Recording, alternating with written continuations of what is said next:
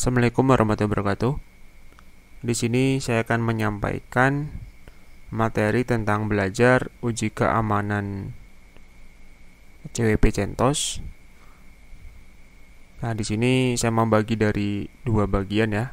Yang pertama adalah sebagai user atau sebagai pengguna, dan yang kedua adalah sebagai hacker atau penyerang.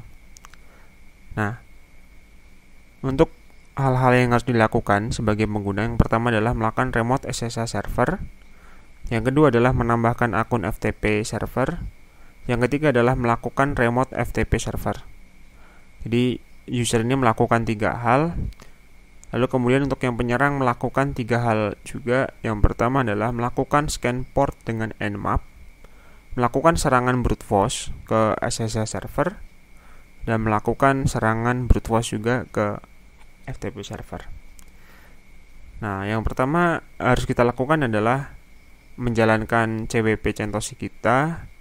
Kemudian kita memastikan IP-nya sudah kita dapatkan ya. Di sini saya sudah dapatkan IP-nya dengan perintah IP A. Kita dapatin IP-nya 192.168.148. Kita tulis 192.168.148.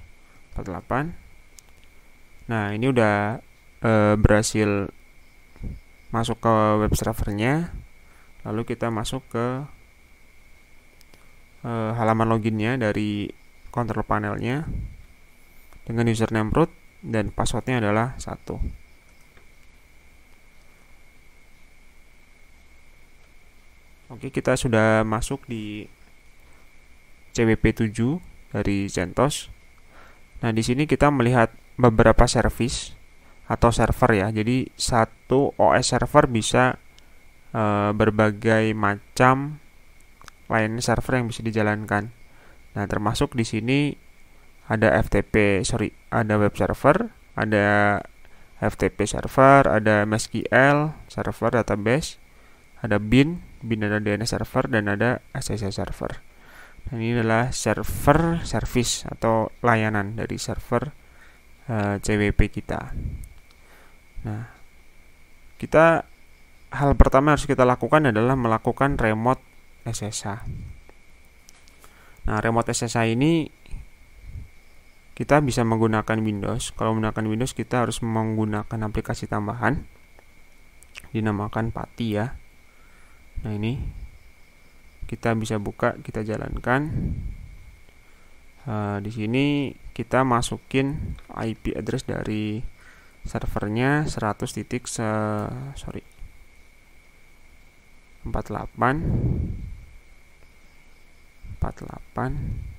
Nah, untuk connect type-nya udah SSH. Lalu kita klik open. Oh, ini sini ada keterangan, kita export aja. Loginnya adalah root, passwordnya adalah 1. Nah, ini udah masuk di halaman CWP CentOS kita. Nah, untuk membuktikan kalau ini adalah adalah server yang sama, kita bisa cek IP address-nya lagi. IP A. Enter. Nah, IP address-nya sama. 192.168.148. Nah, begini cara remote SSH dari Windows. Dan Windows-nya saya matikan dulu karena akan memberatkan sistem saya. Karena di virtual. Oke. Nah, untuk cara melakukan remote SSH di Linux, kita bisa menggunakan perintah SSH. Nama usernya root, add IP-nya 448 ya. Lalu enter. Kita masukin perintah yes. Kita masukin passwordnya root. Ini nggak apa-apa ya, nggak kelihatan, tapi saya di sini udah mencet, tadi udah kelihatan, saya hapus. Nah, ini kelihatan ya apa yang saya pencet. Saya tulis 1. Nah, 1. Ini udah muncul. Enter. Oh, passwordnya salah. 1. Nah, ini udah masuk.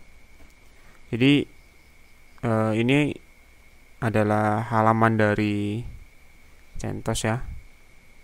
CentOS ini. Jadi kita bisa buktikan, kita coba matikan atau kita reboot atau restart ya dari CentOS-nya, kita enter. Nah, CentOS-nya maka akan restart. Reboot adalah perintah untuk melakukan restart. Nah, jadi menggunakan SSH server atau secure shell itu dapat melakukan remote server dari jarak jauh, walaupun ini contohnya hanya di lokal atau di dalam komputer saya sendiri, tapi sebenarnya bisa melakukan remote dari sistem yang jauh menggunakan IP address dan username passwordnya.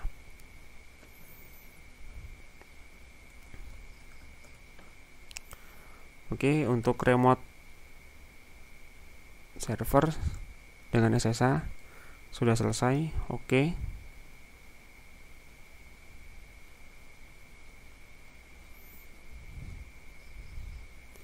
Kemudian kita menambahkan akun FTP server. Untuk menambahkan akun FTP server kita harus masuk ke dalam CWP. Nah, di CWP ini kita bisa masuk di menu File Management. Nah, lalu di sini ada FTP Management V2. Nah, di sini belum ada user list atau daftar usernya belum ada. Jadi kita bisa klik Add User. Nah, di sini nama domainnya ini berdasarkan user yang sudah pernah kita buat. Kita cek dulu. Nah, saya udah bikin namanya user SMK1 dan serang. Saya pakai yang SMK1 aja. List user. Oke, di sini. Add user.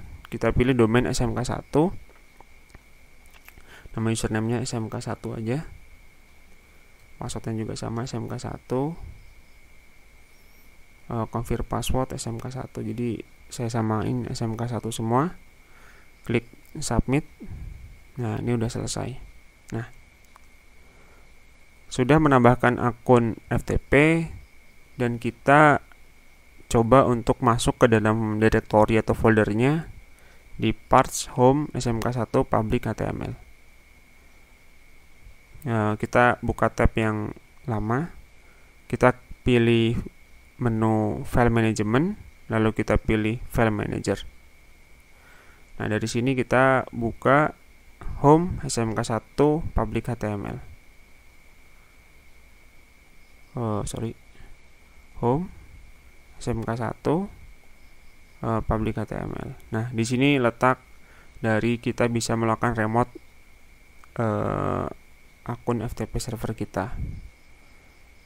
Nah, penambah akun kita sudah selesai. Kemudian kita melakukan remote FTP server. Nah, remote-nya kita bisa menggunakan FileZilla. Ya, FileZilla. Kita masukin di host, kita masukin IP-nya 48.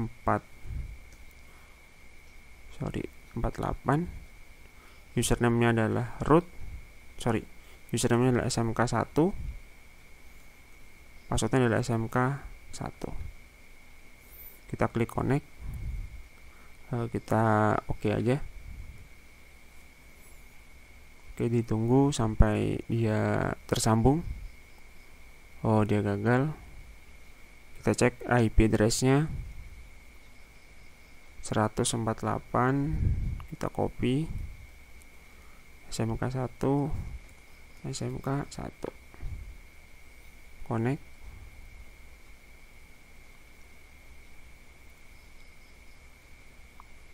Oh, masih gagal. Coba kita cek lagi.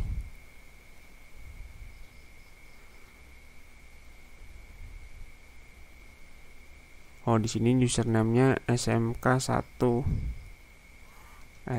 Coba gini.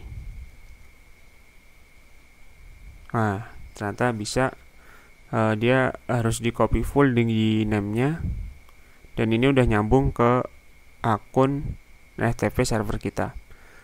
Jadi akun FTP server itu nyambung ke sini. Contoh, saya melakukan upload file. Ya, jadi saya coba upload file sembarang. Misalnya saya upload wordlist. Nah, ini saya copy, tarik ke sini. Nah, ini udah masuk. Sukses transfer. Wordlist masuk. Nah, di sini harusnya udah muncul. Kita klik refresh ya di sini. Nah, di sini udah muncul wordlist. Ini udah bisa transfer file ya. Di sini menggunakan FTP, dan aplikasi buat remote-nya adalah FileZilla sebagai FTP client. Kita oke, selesai. 3 tahap sudah kita selesaikan. Berikutnya kita melakukan penyerangan sebagai hacker. Yang pertama adalah kita melakukan scan port. Nah, ini saya sarankan harus menggunakan Linux biar lebih mudah menurut saya, karena di Linux sudah banyak toolsnya, tinggal diinstal aja. Oke, yang pertama adalah melakukan scan port dengan nmap. Ini harus menggunakan perintah. Kita bisa masukkan sudo nmap -s v kapital. Kita masukin IP address-nya, IP address target 148. Jadi perintahnya adalah sudo untuk melakukan super user, terus nmap adalah perintah dari sistem nmap-nya, -sv adalah scan port dan informasi dari port itu. Dan kita masukin IP address-nya sebagai berikut, sebagai target ya. Jadi bisa ini disesuaikan lagi. Kita enter. Jadi ini masukin passwordnya.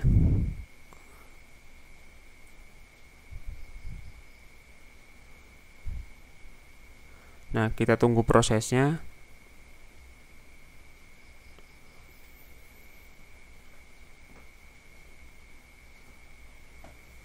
Oke, sudah selesai.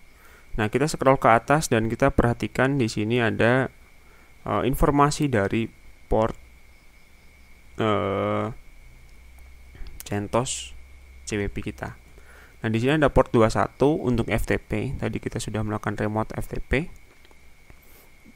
Dan ini adalah port 22 untuk SSH. Di sini ada port SMTP, ini biasanya buat email ya. Di sini ada port bin domain 53, HTTP untuk browser ya, web, port 80, POP3, DVCORD biasanya untuk email, DVCORD email nih, postfix juga email. Di sini ada 3306 untuk MySQL atau MariaDB. Nah, di sini adalah port-port yang terbuka dan mungkin aja bisa kita akses, kita bisa melakukan serangan dengan port yang terlihat di saat ini. Nah, yang kita serang adalah port SSH server. Ini port 22. Kita bisa menggunakan Hydra dengan Hydra. Saya udah menginstal Hydra. Untuk pengguna Kali Linux mungkin Hydra sudah terinstall. Ini adalah Hydra versi GUI, ada versi CLI-nya atau command. Jadi kita konfigurasi di sini. Kita menggunakan single target atau targetnya cuma satu. Kita masukin IP address-nya 68.100.48. Nah, oke, di sini terus kita protokolnya kita ganti.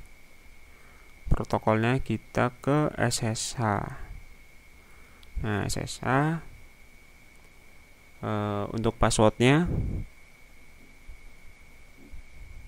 kita menggunakan root, karena saya udah pasti root.